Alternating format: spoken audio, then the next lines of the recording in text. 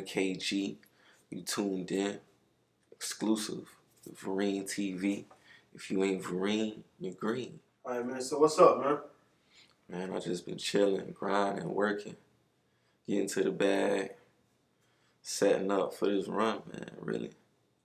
So how's your 2020 going with like the whole Corona shit, the Black Lives Matter, like all that type of? Man, this gotta be the worst year I done seen since I've been alive. Yeah. Like when you actually, I don't know, a lot of people don't really watch the news, but you feel me? My old girl, she always watch the news and she be just like showing me some of the shit that be happening. Like it's a lot of crazy shit going on. Like when you really talk about it, like they used to have movies and shit about this. They used to always talk about it, and then that shit just manifested. That shit is like, yeah, like niggas really getting like hanged, like you feel me? Like the Corona shit, like I mean the Corona shit going back up. Niggas about to go back on lockdown. Like, bruh, Shit she ain't looking right now. But you know, I'm gonna stay prayed up with it. So what part of Broward County are you actually from? Oh, that's Fort Lauderdale. Lottie Dottie 954. You feel me? Shit. Wasn't born there, but I grew up there. But I was there my whole life. That was since I was 2 years old. Oh, yeah, so. You feel me? So, been there ever since, man. So would you say Broward County like broken up into like parts? Like explain that, like the whole area, like the whole breakdown of like the different cities and neighborhoods. Well, where I'm from the Manors. You know, I grew up in the Manors. But then, you know, they got the east side back there close to Woodland Manors. And Woodland Manors ain't part of Lauderdale. Like, that's just that, you know, that's the own, they got their own thing going on. It's like the east side, they got Manors, they got Sunland, Franklin Park, Washington Park, Melrose, Dillard, all the way around Parkway. You feel me? And then if you go further out, you're going to start getting to Pompano. I ain't really too familiar with Pompano. Yeah. I mostly stay in just Broward. Okay. And what was it like growing up in Broward County? Crazy. Same shit you see nowadays. Yeah. Shit. Niggas, like, crime is like the normal shit. Like, it's like what everybody was doing, especially if you was in the streets. If you're in the streets, you going to the park. Sure.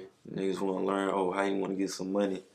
Motherfuckers going to tell you how to go and steal and do this. And then, of course, gangs and niggas getting shot. Like, it's to the point you hear shooting all the time throughout the night. And people don't even, like, flinch or anything like that. They just like, this normal shit. Normal shit. Like, crazy. For real. Like, broad daylight drive-bys. Like, it's crazy when you really think about it, man. Niggas could have died easily a couple of times.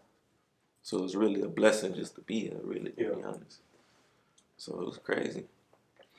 You know, what does Broward County mean to you? What you say? I would say home. Like, and really to elaborate on that, like, I've been in New York, I've been to LA, I've been everywhere. But it's just like, when I stay out there too long, I start missing Broward. I don't know, it's something that's just about growing up there, seeing the same streets every day. Yeah. It's like, that's home. Like, no matter where else you go, it ain't gonna feel like how it is down here. I don't know, even the air just smell different, like everything. I don't know. When I go somewhere else, I know I feel like a visitor, you feel me? Yeah, I feel like I'm home. And what would you say your craziest experience, like growing up, like some crazy shit that happened? Like some real crazy shit, would you say? Something that you can speak on. Something that I can speak on. As a matter of fact, and it's very related to what's going on right now too. Yeah. I think when I was like 13, me and two of my homies, my childhood friends I grew up with, we still cool till today. We basically got chased by some white supremacists being rednecks. Yeah. Real shit. And how did that situation happen? Like, it was just like out of the blue, y'all was walking, or like what happened? What's your experience? like, you know, I'm from the mountains and shit, but, you know, I used to be in the east a lot too. So every time you go to the east, Woodland Mountains is like the back street. Yeah. You know what I'm saying? Sometimes niggas just go over there. You already know why niggas going over there to do shit. You know, we just went over there to play ball because, you know, like Hagen Park is close over there. So we was already walking from over there. And then, like, this white guy, he pull up in a green car. And he was just like, y'all on the wrong side of the tracks. It was me and two of my boys. They was on bikes. I was walking. Yeah. He was like, oh, y'all on the wrong side of the tracks. And then we looked at bro. We just like, nigga, fuck you, nigga. Yeah. Like, nigga, walk whatever fuck we want to walk at. Put Sad Cracker. And then the crowd was like, what? What you said? What you said? And then he was like, I said you're on the wrong side of the tracks. I don't know what possessed my dog to do it. Yeah. But he picked up a big ass rock and just threw that shit through the car window, bro. Broke the shit. And the boys take off on the bikes and he chasing them in the car.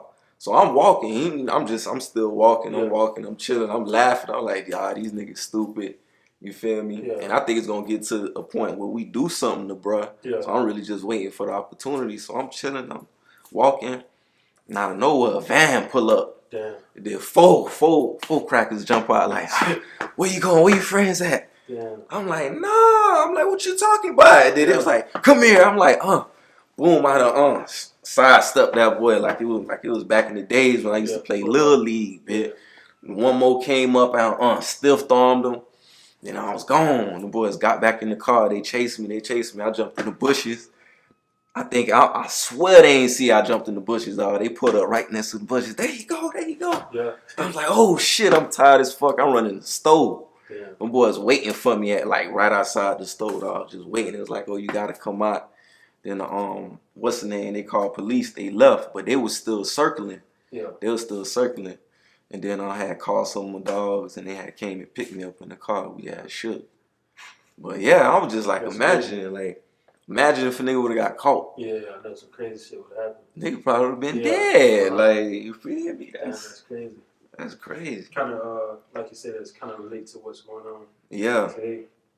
Yeah, like this been going on, bro. Yeah. I feel like everything that's happened, not the hanging shit, but like as far as in like niggas dying from police brutality, like it's been going on. It's just everybody on their phone now. Yeah, not even really seeing Everybody on their phone, like big. Anything happen, big. It could be late at night. A nigga gonna be in his window with his phone, like for real, bro. Real shit.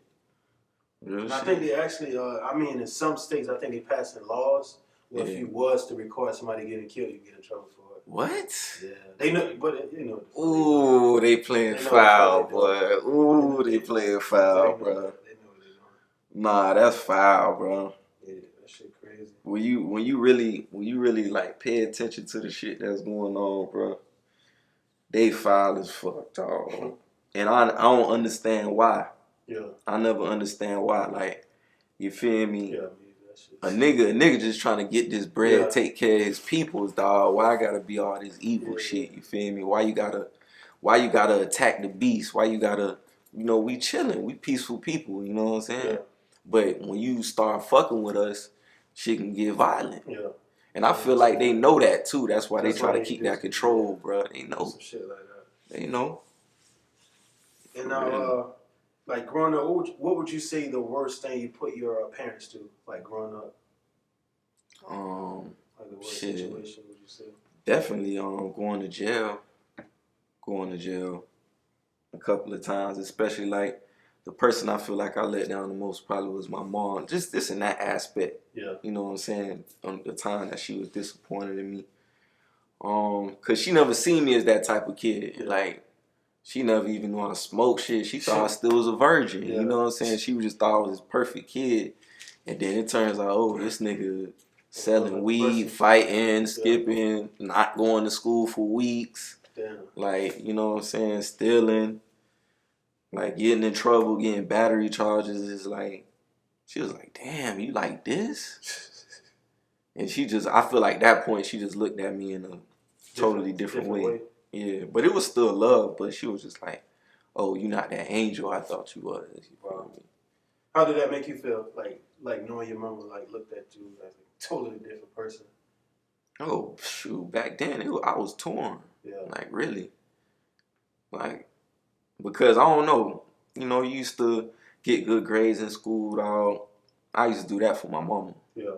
You know what I'm saying? Just to be able to bring home some good grades, see her smile, seeing how hard she worked. You know what I'm saying? Because she was a single mother for a period of time, and she made that shit happen. Like, worked 3 jobs, whatever it took to put food on the table and, you know, keep a roof over her kids' head. So I wanted to repay her in any way. You know what I'm saying? And, you know what I'm saying? Just in that aspect, I feel like, you know, I fucked up, but hey, shit, everybody ain't perfect. Ain't nobody perfect, really. When you think about it. True. Yeah. Future brighter. Yeah. When did the music come about? Oh, music? Yeah. Shit, when I heard the Carter 2, really. It was like, I used to play ball too. I used to play ball growing up. I used to play basketball, football, all that. Nigga, like, I swear I was gonna make it to one of them leagues. Yeah. I was too raw. I was too nice. Yeah. Not to make it. You know what I'm saying? But you feel me? My head wasn't on straight, and I was in the streets more, and I kind of like lost passion for that. And to be real, I didn't know what the fuck I wanted to do. Really, that's why I really thought I was gonna die early. Yeah. Because I ain't never know what I wanted to do. That's crazy. Never.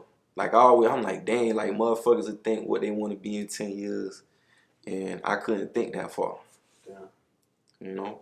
But shit, when I heard that Carter 2, I was like, man, this nigga Wayne be snapping.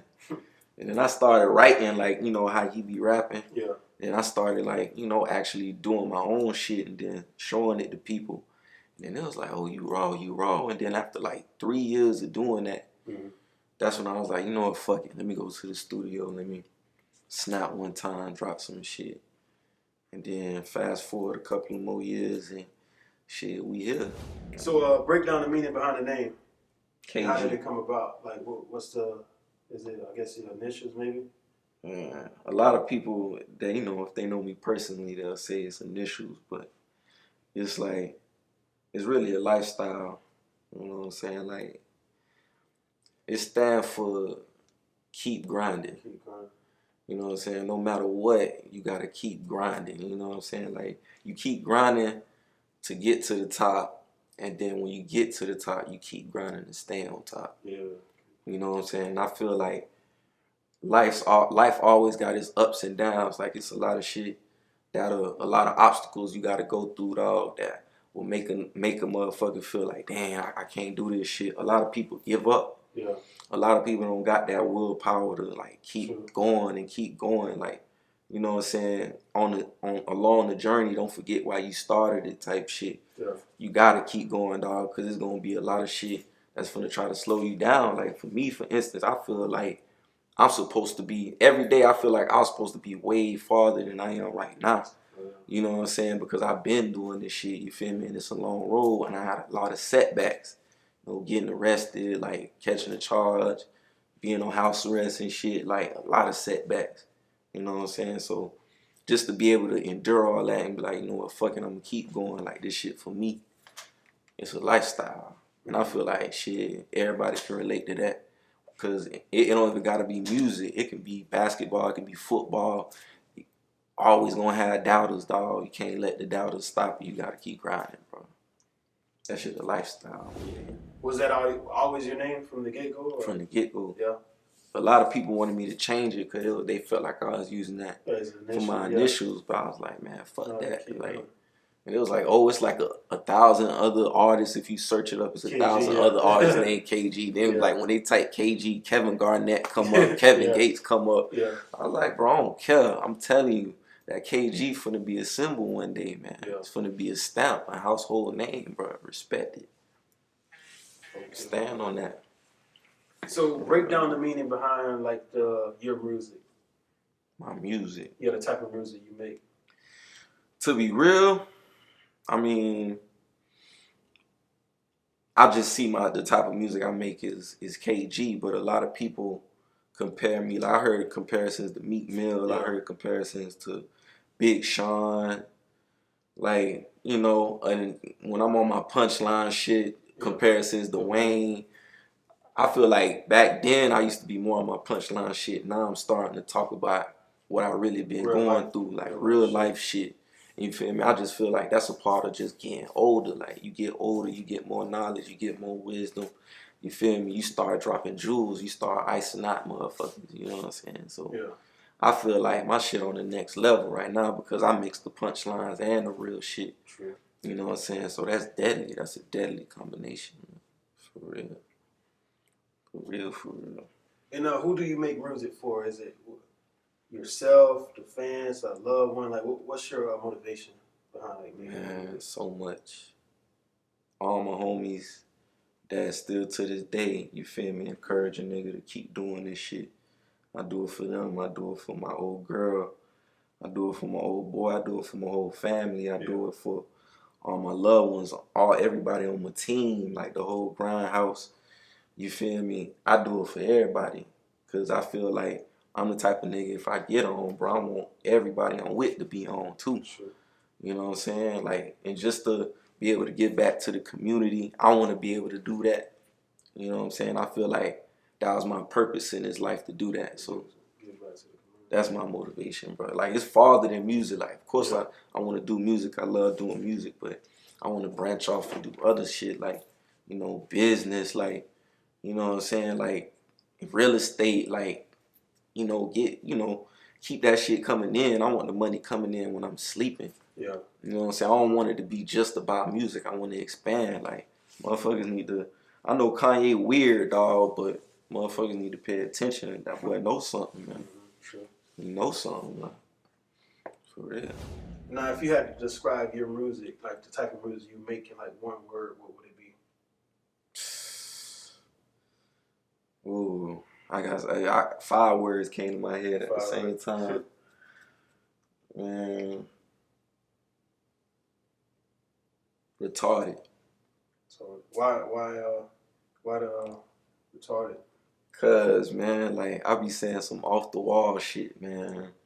Like the punchlines be crazy. Like the punchlines be crazy as fuck. It be stupid as fuck. It be funny as fuck too. Like a lot of motherfuckers like, damn, this motherfucker really said that. Like, nah, bruh. You gotta really fuck with the kid. You gotta check me out. Like, you already know what the deal is. You know what I'm saying? And a lot of people know what the deal is too. But it's still a lot of people that don't know what the deal is. But motherfuckers gonna get with the program eventually. I just know that shit retarded. I'm talking about like short yellow bus, short bus shawty, like 2 + 2 = 5. And so for up and coming artists, which of these 3 things you think is the most important? You got the money, the clout, or the talent? What would you say the most important for up and coming artists?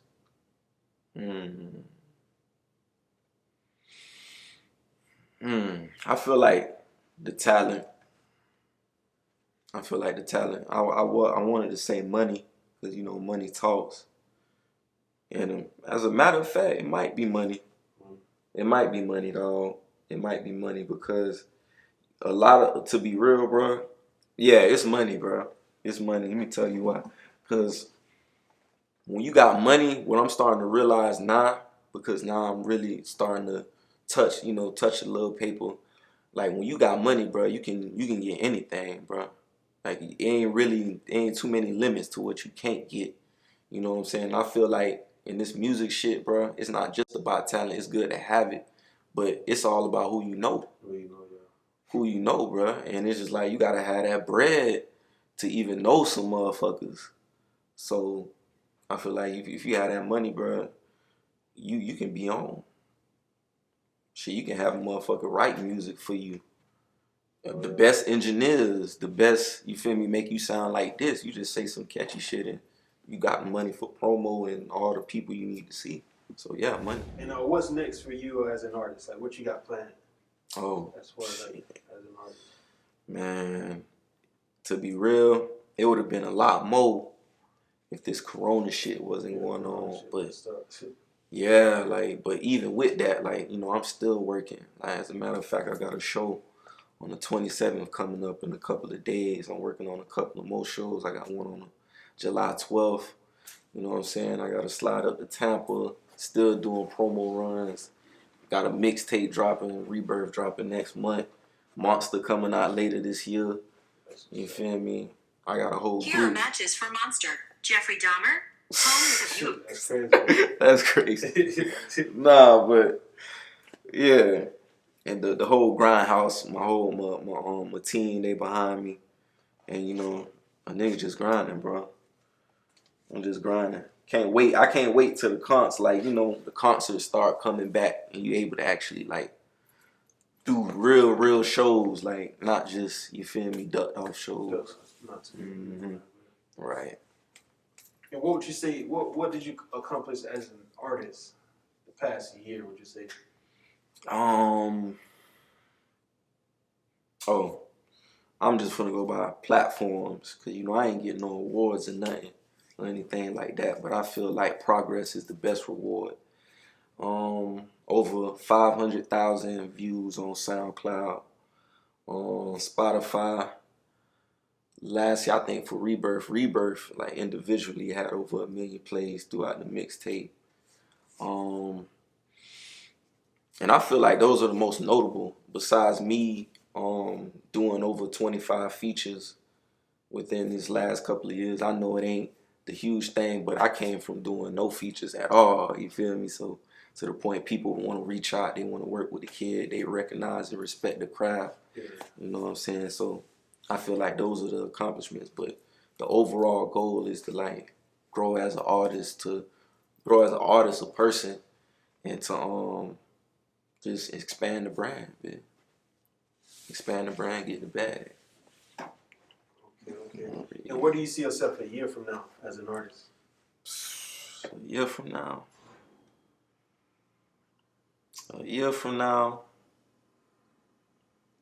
Ooh, that's a good question, because you ain't say 5 years, you said a year. A year from now, I'm going to have 3 more mixtapes out, hopefully an album dropping soon, and going on a tour. Even if I got to have a mask on, you feel me? Yeah. That's realistically, I feel like that's very possible, to be real. Like, it's very possible. Like, you know, I got a couple of plays set up, you feel me, money right now, so, you feel me, this shit gonna go as far as that little coronavirus shit, like, you feel me.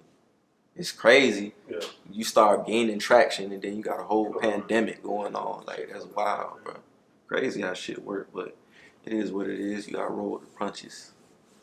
So, any words of encouragement for like an up and coming artist, since you've been in making music for like a minute? If you had to give someone like thinking about making music or up and coming,